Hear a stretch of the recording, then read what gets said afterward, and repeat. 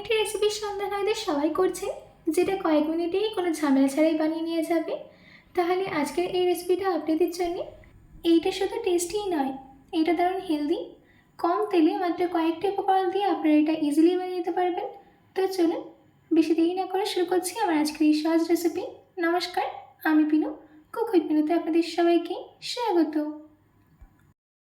এই রেসিপিটা বানানোর জন্য সবার প্রথমে আমি এখানে নিয়েছি 1 কাপ পরিমাণে আলু চাল। এবার আমি এই চালটাকে একটা বড় বোলের মধ্যে ট্রান্সফার করে দিচ্ছি।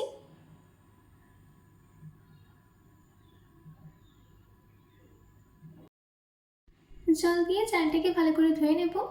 3 থেকে 4 বার জল পাল্টে পাল্টে চালটাকে ধুয়ে নিতে হবে।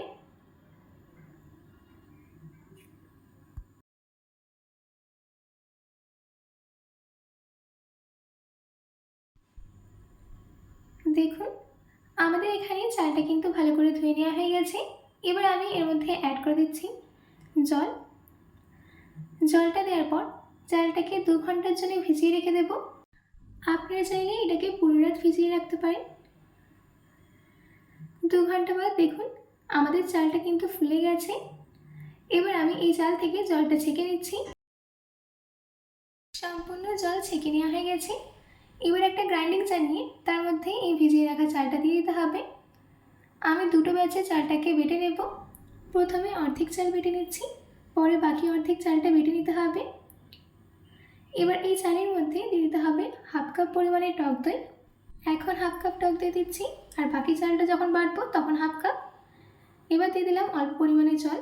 জলটা দেওয়ার পর এটা একটা স্মুথ পেস্ট রেডি করে নিতে হবে। আমাদের এখানে পেস্টটা রেডি করে নেওয়া হয়ে গেছে। এবার আমি এটাকে একটা মিক্সিং বোলের মধ্যে ট্রান্সফার করে দিচ্ছি। আপনারা হয়তো ব্যাটারের কনসিস্টেন্সি দেখে বুঝতেই পারছেন যে কীরকম ব্যাটারটা হওয়া দরকার। এবার আমি এই ব্যাটারের মধ্যে অ্যাড করে দেব সুজি। আমি এখানে টোটাল 7 চামচ সুজি দিয়ে দিচ্ছি।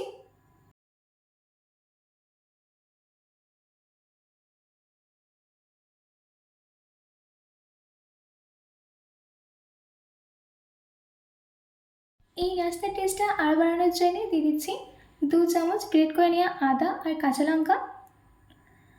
আদা আর কাঁচা লঙ্কাটা দেওয়ার পর দিয়ে দিচ্ছি 1 ছোটো চামচ নুন। এবার এই সব কিছুকে ব্যাটারের সাথে ভালো করে মিশিয়ে নিতে হবে। এই রেসিপিটা আপনারা একবার হলেও বানিয়ে দেখুন, দারুণ খেতে হবে। আপনারা চাইলে এটাকে শুধু সকালের ব্রেকফাস্টে না খেয়ে যখনই হালকা খেতে পাবে তখনই বানিয়ে খেতে পারেন, কিংবা বাচ্চাদের টিফিনেও দিতে পারেন।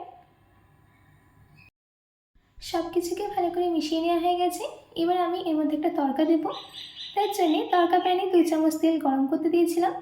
তেলটা গরম হয়ে গেলে দিয়ে দিতে হবে 1 ছোটো চামচ সর্ষে, 1/2 ছোটো চামচ জিরে, দিচ্ছি কিছুটা কারি পাতা। এবার এই তড়কাটাকে ব্যাটারের মধ্যে দিয়ে দিতে হবে। তড়কাটা দেওয়ার পর আবারও ভালো করে মিশিয়ে নিতে হবে।